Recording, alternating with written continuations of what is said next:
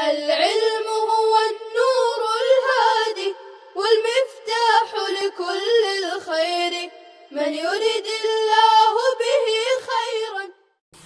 السلام علیکم ورحمۃ اللہ وبرکاتہ. بسم اللہ الرحمن الرحیم. الحمد للہ رب العالمین والصلاة والسلام علی سید المرسلین وعلی آلہ واصحابہ اجمعین. عزیز طلبہ، ہدایہ اخیرین جلد ثالث کا یہ سبق ہے. آپ کے سامنے ایک عبارت ہے: وَإِنِ اخْتَلَفَا بَعْدَ الْإِسْتِيفَاءِ لَمْ يَتَحَالَفَا وَكَانَ الْقَوْلُ قَوْلَ الْمُسْتَأْجِرِ. متن کی عبارت ہے. امام قدوری رحمۃ اللہ علیہ نے اس کو ذکر کیا ہے. اوپر کے مسئلے سے ہی اس کا تعلق ہے. پیچھے سے ایک مسئلہ اجارے کا چلا آ رہا ہے.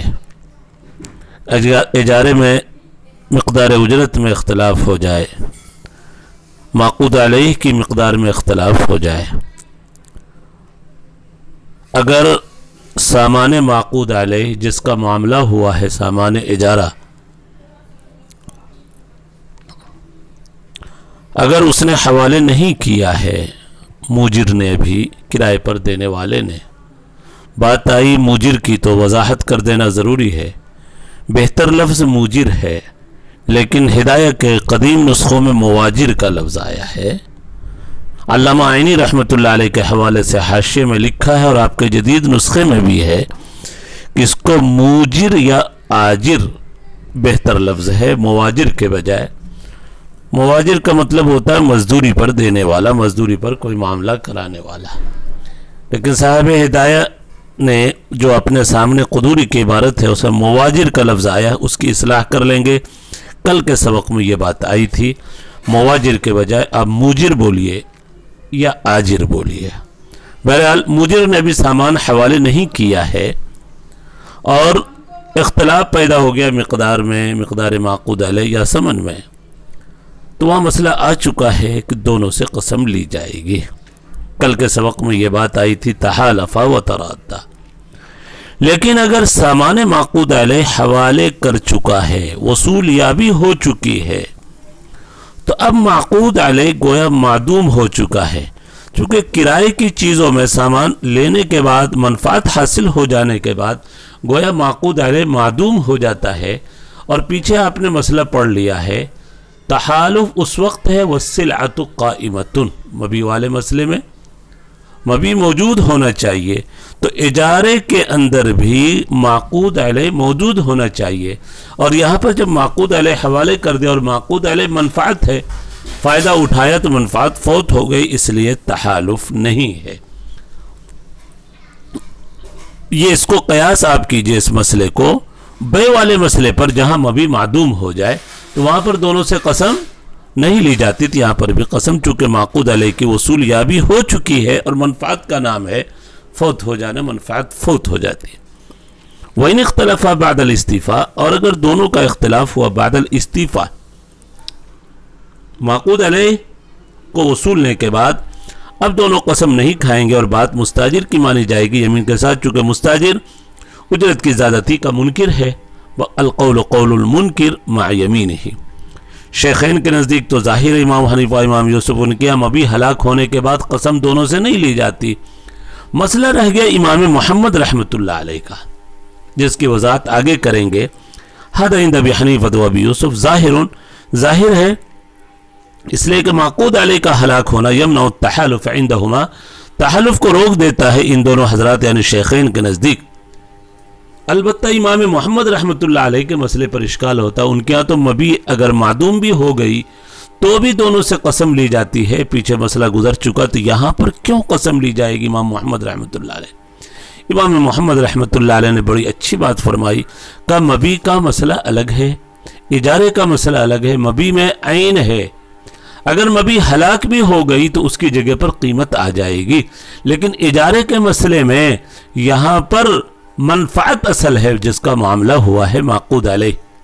اور منفعت ایک عرض ہے، اس کے مقابلے میں قیمت اور جوہر کو اس کی جگہ پر نہیں رکھ سکتے۔ اس لیے امام محمد رحمۃ اللہ علیہ اپنے پچھلے ضابطے سے بے والے مسئلے سے اجارے میں ہٹ گئے اور شیخین کے ساتھ ہو گئے۔ وَقَدَ عَلَى اصل محمد، امام محمد رحمۃ اللہ علیہ کے اصل اور ضابطے پر بھی ایسا ہی ہے، اس لیے کہ ہلاکت ان کے نزدیک گرچہ نہیں روکتا ہے، یعنی تحالف کو مبی کے اندر، مبی کا مسئلہ الگ ہے، کیوں؟ لما ان له قیمت تقوم مقام، اس لیے کہ وہاں ایک قیمت ہوتی ہے جو مبی کے قائم مقام ہو جائے گی، فیتحالفان علیہا، لہذا وہاں پر قیمت پر دونوں قسم کھائیں گے۔ ولو جرت تحالف، اور اگر تحالف جاری ہوا ہونا یہاں پر، یعنی یہ مسئلہ اجارہ میں، اور عقد کو فسخ کر دیا گیا، تو کوئی قیمت نہیں ہے یہاں پر۔ قیمت کیوں نہیں؟ مبی میں تو عین کے مقابلے میں قیمت ہو سکتی چونکہ عین بھی جوہر ہے، لیکن یہاں پر جو معاملہ ہے منفعت کا ہے، اور منفعت ایک عرض ہے، لأن المنافع لا تتقوم بنفس، اس لیے کہ منافع بذات خود متقوم نہیں ہے، بل بالعقد، بلکہ عقد کی وجہ سے متقوم ہوتے ہیں، اور اجارے میں شریعت نے جائز قرار دیا۔ تو اجارے کے حد تک تو منافع کی قیمت ہوتی ہے، لیکن فسخ کے وقت اس کی کوئی قیمت نہیں ہوتی۔ وَتَبَيَّنَ أَنَّهُ لَا عَقْدَ، اور یہ بات ظاہر ہو چکی کہ یہاں پر کوئی معاملہ ہوا نہیں۔ وَإِذَا امْتَنَعَ، اور جب تحالف سے رک گیا تو اب بات مستاجر کی ہوگی، مع یمین ہی، یمین کے ساتھ، لأنه المستحق علیہ، اس لیے کہ اسی کے اوپر واجب ہے اور وہی اس کا حق رکھتا ہے۔ یہ متن بھی شرح کے ساتھ الحمدللہ پوری ہوئی۔ آگے ایک اور چھوٹی سی عبارت ہے متن کی، اس کو پہلے آپ زبانیں سن لیں۔ اوپر کا مسئلہ تھا کہ کل معقود علیہ کو وصول چکا ہے اجارے میں، کل معقود علیہ کو۔ دوسرا مسئلہ یہ کہ بعض معقود علیہ کو وصولہ ہے، کل نہیں، یعنی گویا بعض منفعت وصول ہوئی، بعض باقی ہے۔ تو اب اگر اختلاف ہوا بعض معقود علیہ کو وصولنے کے بعد، تو اب تحالف دونوں سے قسم لیں گے یا نہیں؟ کہہ رہے ہیں امام قدوری رحمۃ اللہ علیہ دونوں سے قسم لیں گے۔ کیوں؟ بعض معقود علیہ باقی ہے، مسئلہ اجارے کا ہے یہاں پر، حالانکہ مبی کا مسئلہ الگ ہے۔ مبی میں بیع کے اندر ہوتا ہے کہ معقود علیہ کی حوالگی یکبارگی ہوتی ہے، اور اجارے میں جو معاملہ ہے منفعت کا ہے، اور آدمی نفع اٹھاتا ہے دھیرے دھیرے، ساعتن فساعتن، کل معقود علیہ کا ایک ساتھ وجود نہیں ہوتا۔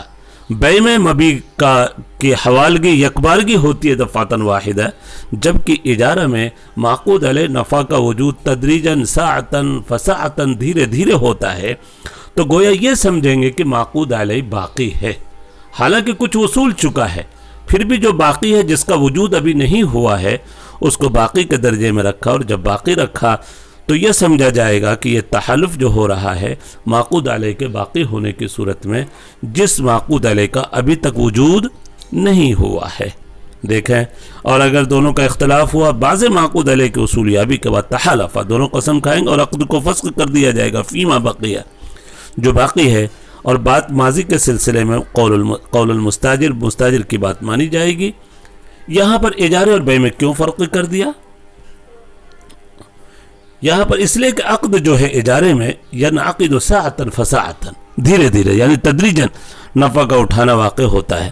فیصیر فی کل جزء من المنفعہ کأن ابتداء العقد علیہا، تو یہ مانا جائے گا، ہو جائے گا گویا ہر جز پر منفعت جو واقع ہوئی گویا ابھی ابھی واقع ہوئی ہے، جو جز باقی ہے جس سے نفع نہیں اٹھایا گیا۔ بخلاف البیع، اجارہ بیع سے ہٹ کر ہے، لأن العقد فیہ دفعتاً واحدہ، اس لیے کہ بیع میں جو معاملہ ہوتا ہے یکبارگی ہوتا ہے، اجارے میں ساعتاً فساعتاً ہوتا ہے، بیع میں یکبارگی ہوتا ہے، لہذا جب بعض میں وہاں متعذر ہے تو کل کے اندر بھی متعذر ہوگا، لیکن اجارے میں بعض کے اندر متعذر ہونے کی وجہ سے کل کے اندر متعذر ہونا لازم نہیں آتا، چونکہ اس کا وجود ایک ساتھ نہیں ہوتا بلکہ ساعتاً اور تدریجاً ہوتا ہے، دھیرے دھیرے ہوتا ہے، تو جو باقی ہے اس کو موجود کا درجہ دے دیا جائے گا اور تحالف اسی موجود کے سلسلے میں مانا جائے گا۔ یہاں تک الحمدللہ دو متن اور شرح کی عبارت پوری ہوئی۔ اللہ تبارک و تعالی ہم سب کے لیے سمجھنا آسان فرمائے۔ وصلی اللہ علی النبی الکریم۔ السلام علیکم ورحمۃ اللہ وبرکاتہ۔ السلام عليكم، لا تنسوا الاعجاب بالفيديو والاشتراك في القناة تشجيعا لنا لنستمر بنشر المزيد إن شاء الله.